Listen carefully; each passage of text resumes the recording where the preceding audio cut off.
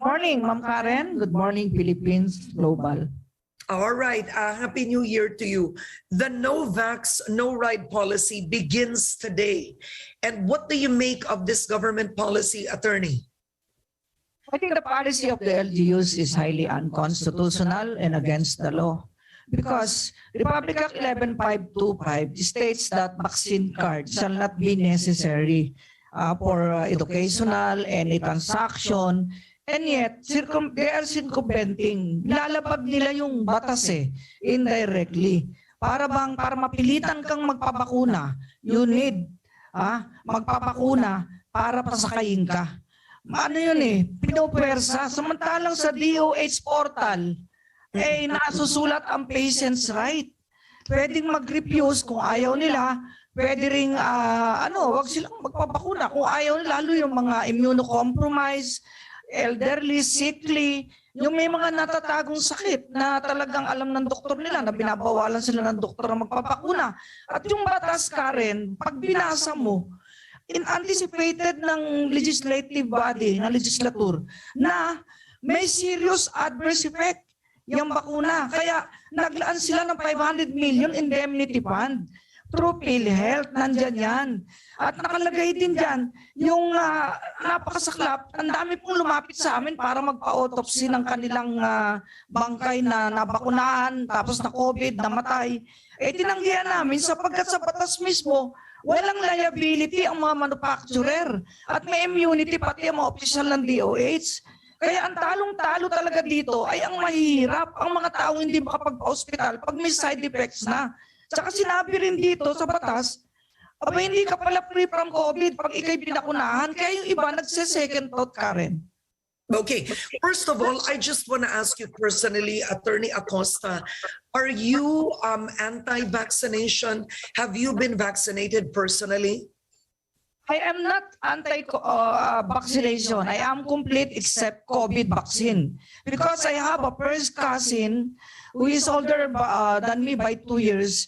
Na COVID siya after vaccination, namatay, nag-heart attack.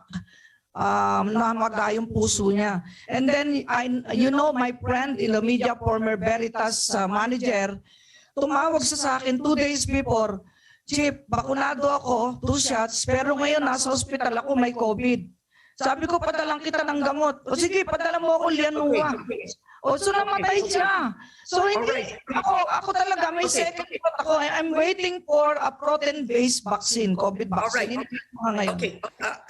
Attorney, the reason I'm asking you this, of course, we can't go anecdotal on these personal experiences of your friends because it might be highly irresponsible to assume that the vaccine was the cause of their deaths or there's a connection to their deaths. But the reason I ask you is personally, just so we set the record straight, you are not vaccinated. Yes, but all my brothers are vaccinated. All right. In Australia, my daughter is vaccinated, except the younger one. So they chose to be vaccinated because they are younger. Me, I am a senior now. Yes, all right. I have some considerations like hypertension, and Yes. I cannot face a vaccine now which will make you sick. All right. No. Okay, let's be careful, attorney. Let's be careful with these statements. A vaccine that will make you sick. I mean, these are very dangerous statements because we're live on television. But I respect you. You chose not to be vaccinated. Let's keep it at that. The next question now is this. Is it unconstitutional then to order a no vaccination, no ride policy, given that the government has also said there are exemptions to this policy? The government said if you can show a medical certificate on why you should not be vaccinated, it will be accepted. Let's talk about the law. Why is that unconstitutional? It's unconstitutional because the Bill of Rights, Section 1, states that no person shall be deprived of life, liberty, and property without due process of law, nor any person can be denied of the equal protection of the law. You are discriminating the unvaccinated, and then you are just favoring the vaccinated. You let them ride and then the unvaccinated, nung gagawin, maglalakad. And But then, I'm curious, you are right that it's an effort to convince the unvaccinated to be vaccinated, but isn't this also for their own safety, given that the Omicron variant is easily transmissible, and having them ride a public transportation, I'm just going on both sides here, also puts them in danger. that's your opinion, but in our office, we are 91% vaccinated ang mga tao ko. 9% lang ang walang bakuna. Pero ang na-COVID, during last week and now, ay mga bakunado. So sino ngayon ang may virus? I'm just saying, this is a given fact. 90 plus dito sa central office, positive. They're all vaccinees. And only 6 non-vaccinated. So you can see who is prone to virus and who is really carrying the virus. The virus itself has been injected upon the body of the vaccine. And why will you now discriminate the unvaccinated? Kung di mo pa sasakayin ng bus, paano makapasok sa trabaho? Bakit mo higpit ang kailangan ng pass sa barangay? Eh ba, restrict mo ang buhay ng mga tao para nga lang mapilitang magpapakuna. Yung mga estudyante, bakit nagpapabakuna kahit ayaw? Because nire-require sa school. And do you believe that's against their constitutional rights? Because even in the United States, the Supreme Court did not issue a TRO on a university that required all their teachers and students to be vaccinated if they will do face-to-face classes. So do you believe that's a violation of a student's constitutional right? You have read a decision. I have also read a decision in the U.S. There are several states of the United States of America, and some Supreme Courts of some states had not favored mandatory vaccination. You know, the people around the world are divided on this issue, Karen. And if you will see, if you will read Republic Act 11525, naiintindihan ng tao na anticipated na may side effects, serious side effects. So, pag sila'y pinilit natin, that will be against their will. Nasusulat sa patient's rights sa DOH portal, may karapatan ang pasyente na tumanggi sa bakuna, tumanggi sa anumang medicine. Dahil ang katawang ito, pag-aari mo mismo eh. Hindi pag-aari ng gobyerno yung katawan mo. At nasusulat din, may right of refusal ka na maging experimental feed ka dahil inamin ng gobyerno sa batas na ito. Nasusulat, Karen, ha? State recognizes the experimental nature of COVID vaccine and will compensate serious adverse effects. Nasusulat sa Section 2, Paragraph C ng batas mismo. So alam mismo ng gobyerno na ito'y EUA pa lang, Emergency Use Authorization. Kaya we cannot blame President Duterte, itong alam niyang makapagpipigil ng pandemya. Pero ang akin lamang, igalang sana yung choice ng tao. Pababakuna ka ba o hindi? Haharapin mo ba ang side effect nito? Magpapagamot ka ba? Ang problema yung mahirap. Libre ba sila sa ospital? Di ba bangkarote na ang PhilHealth? Tayo, may sweldo ka, may sweldo ako. Pagka tayo nagka-side effect, mapili tayo magpa-hospital. Pero paano ang mahirap? Kaya sino ang boses ng mahirap ngayon? Kayo, media. Ako, bilang punong manananggol pambayan. Okay, Attorney Acosta, in terms of law, when does the public good supersede individual rights? Yun, sinasabi nila, police power of the state. The police power of the state is used by the government, not in oppressive manner and discriminatory manner. You know what? What is the valid distinction between the unvaccinated and vaccinated? Kung tatanungin, yung vaccinated, nasaksakan na ng COVID virus. Yung unvaccinated na walang sakit, walang sintomas, walang virus at malakas ang immunity. Actually, ako mismo, na-expose ako sa mga nag-positive dito sa office, pero awa ng Diyos, antigen ko at PCR negative. I'm just taking the meds given to me by the doctors. All right. Okay. Now, President Duterte himself has ordered a nationwide stay-at-home order for unvaccinated individuals. So, Attorney Acosta, are you still there? Yeah, because the president is doing his the president ordering a nationwide stay-at-home order for unvaxxed individuals. Is that constitutional? Can the president order that? That will be restricting the liberty and also the mobility of person, and that's a constitutional right. I can understand why President Duterte is doing that because there are so many millions of vaccines that arrive. So kailangan talaga maitulok na yon. Pero ang punto doon, he is just persuading the people to be vaccinated. Kaya lang, hindi mo lahat talaga mapipilit. The immunocompromised, those who have cancer, those who have epilepsy, those who are asthmatic with serious allergies within their bodies, ay parang patay buhay pa, pinapatay mo na hindi niya kayang magkasakit. Kaya nga maingat na maingat ang mga Let's be careful with these statements, Attorney, because you are not a doctor. Yeah, yes. But we move on. Not be a doctor, but we could understand the terms of the doctor. Yes, because okay. not But all attorney, Filipinos are doctors. let us stick with your expertise, which is the matters of law. So now, measures have been passed by the city councils of Quezon City, Caloocan, Valenzuela, and most recently Pasig.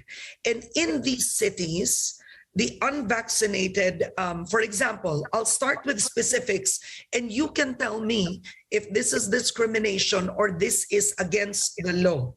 I'll start with this. In Caloocan, in Quezon City, in these cities, unvaccinated workers have to present a negative COVID-19 result before being admitted to work on site, and the RT-PCR is at their own expense. Would you consider that discrimination, or does it violate equality in some sense? That is confiscatory of your money. Why? Kulang pa yung sweldo nung makalita pampa-RT-PCR. Magkano? Nung binayaran ko sa Red Cross noon, 2,700. RT-PCR saka antigen. 2,700. Magkano lang ang sweldo ng isang maralitang Pilipino sa isang araw? Sabihin mo ng 500 pesos. Para mo nang pinatay yung mahirap. Mapipilitan talagang magbakuna kahit meron siyang other diseases na hindi pwede na ayaw siyang payagan ng doktor. Ang nangyayari talaga, hindi na voluntary. Kaya dapat pag-aralan po yan ng LGUs. Muli po, nakikiusap po ako sa ating mga mayors. Huwag nating i-discriminate ang mga unvaccinated. Sa totoo lang, sila na po ang may herd immunity. Dahil na-expose na sila sa lahat ng virus kahit hindi pa sila bakunado. Sa totoo lang.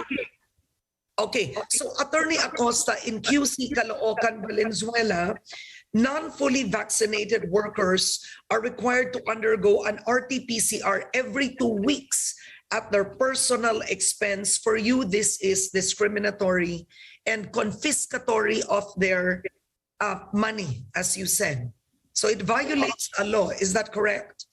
I think so, because if that will be shouldered by the government, that's okay. But if the person himself will be the one paying for it, that is confiscatory. Kulang pa yung sweldo niya para dyan. Lalo yung mga minimum wage earners lang. And to tell you, 90% of the health workers who are vaccinated are now suffering from COVID effects. And here, let's talk about Caloocan. Unvaccinated residents have to stay home. They're not allowed under Alert Level 3 to enter restaurants for dine-in, engage in contact sports, go to a salon or a spa, etc., etc.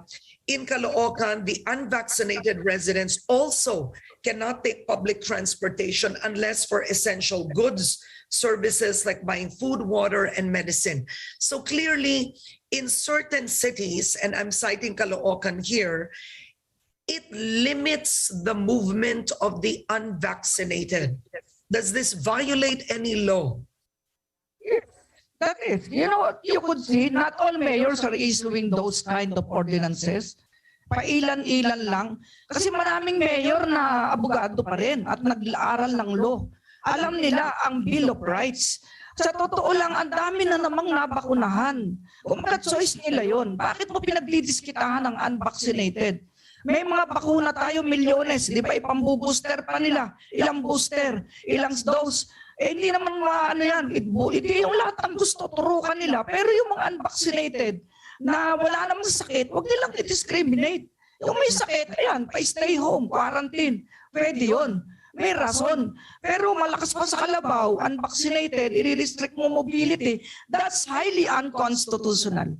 Okay, so my next question now is, there are also penalties in this city, in these cities. 2,000 for the first offense. In Caloocan, it even has 7 days imprisonment if an establishment or an individual violates these ordinances. On if you are unvaccinated and you violate these ordinances, what do you make of financial penalties and also imprisonment?